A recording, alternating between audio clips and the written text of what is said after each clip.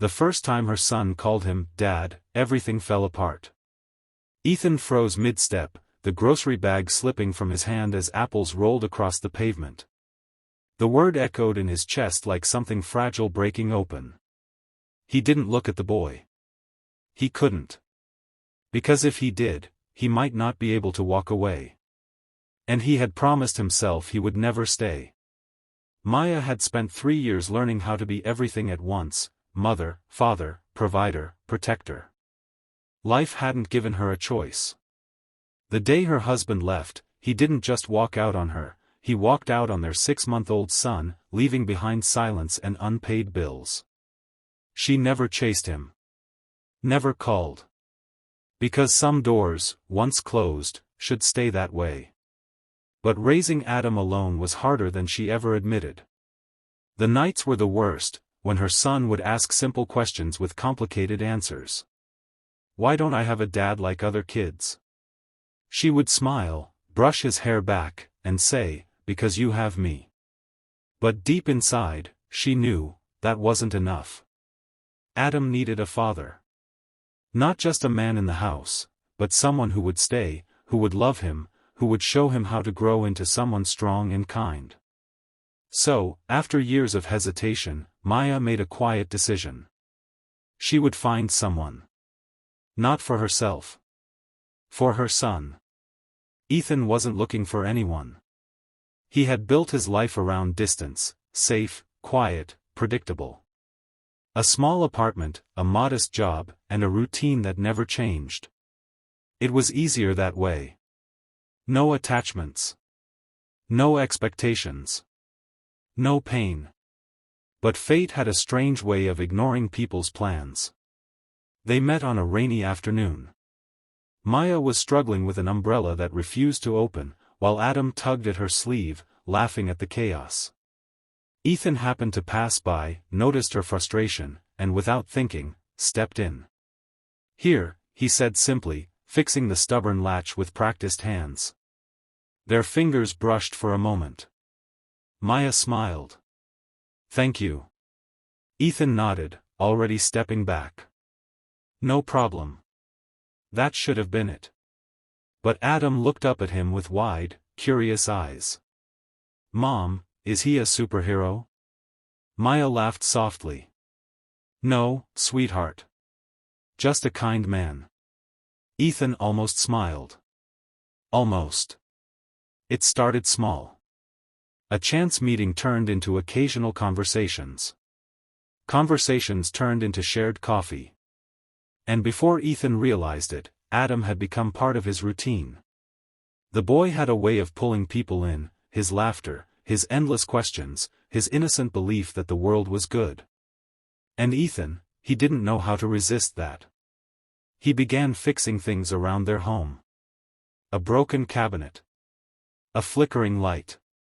A loose door hinge. Simple things. Harmless things.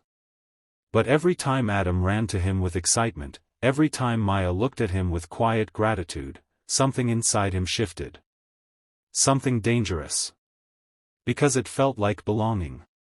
Maya noticed the change before Ethan did. The way Adam clung to him.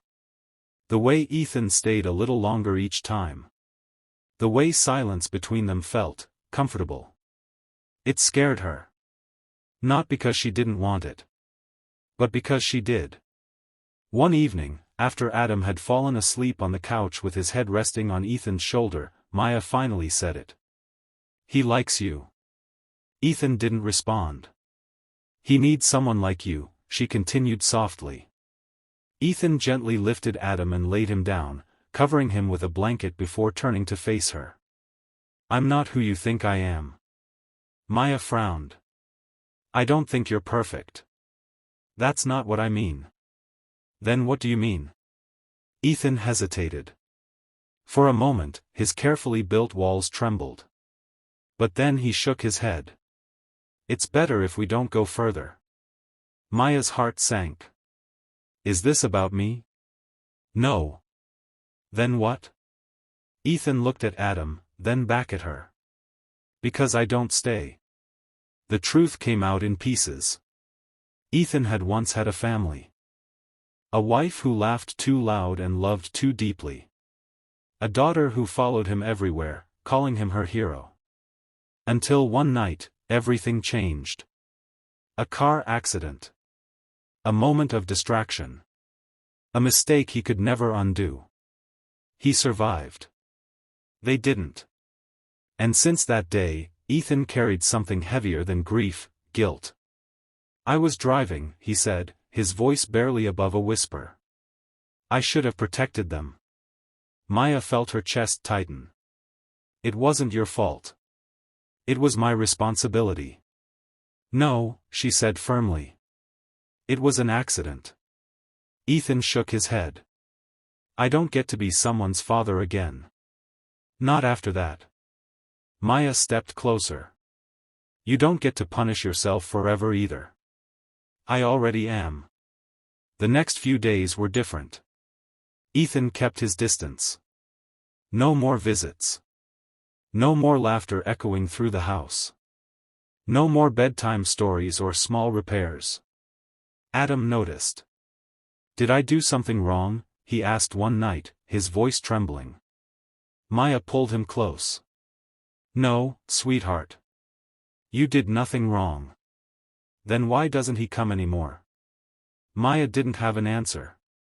Because the truth was, she missed him too. Not just for Adam. For herself. Weeks passed. And then came the school event. Father's Day presentation. Adam had been excited for days. He had made a small card, carefully drawing stick figures of himself and a tall man with a big smile. But on the day of the event, he stood alone. Watching other children walk in with their fathers. His small hand tightened around the card. Maya saw it, the quiet heartbreak in his eyes.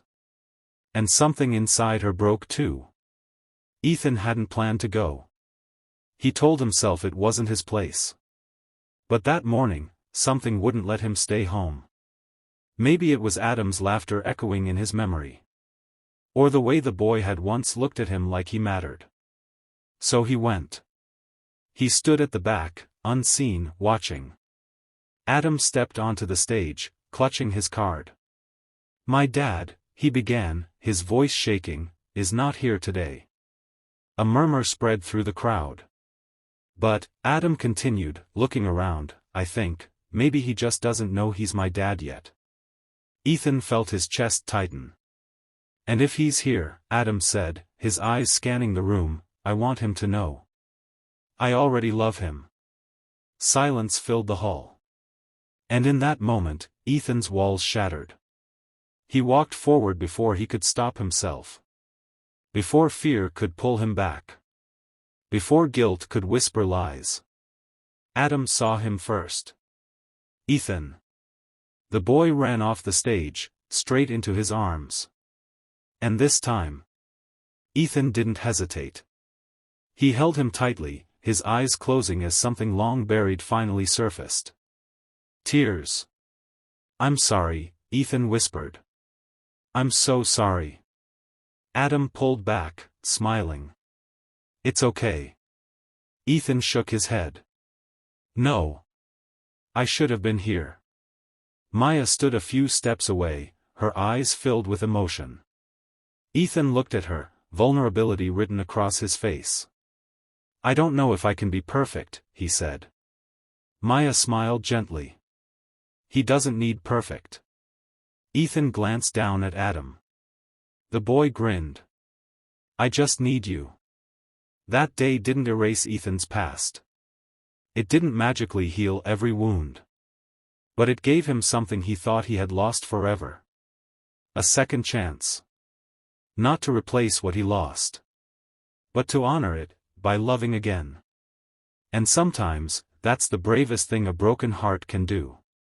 Because being a father isn't about being flawless. It's about showing up. Staying. And choosing love, even when it scares you the most.